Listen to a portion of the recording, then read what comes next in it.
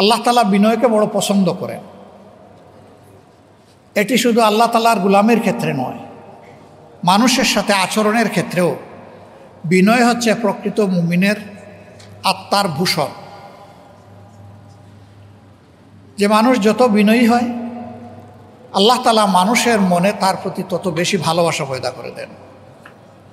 কিন্তু যে মানুষ বিনয়ী হতে পারে না, সে মানুষের সামনে এসে অন্যরা যতই তাকে সম্মান প্রদর্শন করুক, আড়ালে আবদালে তাকে সম্মান করে না, বলে যে এই লোকটা অহংকারী, দাম্ভিক, উদ্ধত।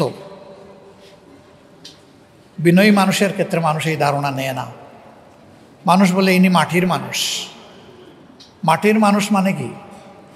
মাটির মানুষ মানে হচ্ছে যে এই যে মাটির উপর দিয়ে হাজার হাজার বৎসর ধরে সমস্ত প্রাণী চলে, যন্ত্রযান চলে, পানি গড়িয়ে যায়, সাপ বিচ্ছুও চলে, মাটি কোনোদিন বিদ্রোহ করে না, সব কিছুর ভার নীরবে বহন করে চলছে। বিনয়ী মানুষটাও তার সমাজকে ধারণ করে সমাজের দুঃখ, কষ্ট, বঞ্চনা সে তার ঘাড়ে নিবে এবং সেইটা ফেলে দেবে না, বিদ্রোহ করবে না। সেইটা নিয়ে অন্যকে রিলিফ দেওয়ার, শান্তি দেওয়ার চেষ্টা করবে। সম্মানিত বন্ধুগণ, আল্লাহ তাআলার পক্ষ থেকে মানুষকে সেই বিনয়টাই অবলম্বন করতে বলা হয়েছে। ইবাদুর রহমানিল্লাযীনা ইয়ামশুনা আলাল আরদি হাওনা ওয়া ইযা খাতাবাহুমুল জাহিলুনা ক্বালু সালামা। রহমানের অনুগত বান্দারা জমিনে যখন চলাফেরা করবে, তখন তারা বিনয়ের সাথেই চলাফেরা করবে। জীবন চলার পথে বিভিন্ন জায়গায় বিভিন্ন চ্যালেঞ্জ আসবে।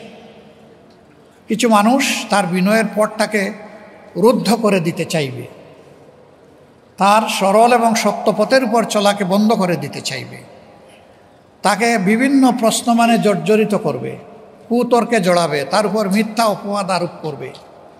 এরকম যদি কোথাও কারো সাথে মোলাকাত হয়ে যায়, প্রথমে বিনয়ের সাথে সহজ সরলভাবে তার সাথে আলাপ হবে।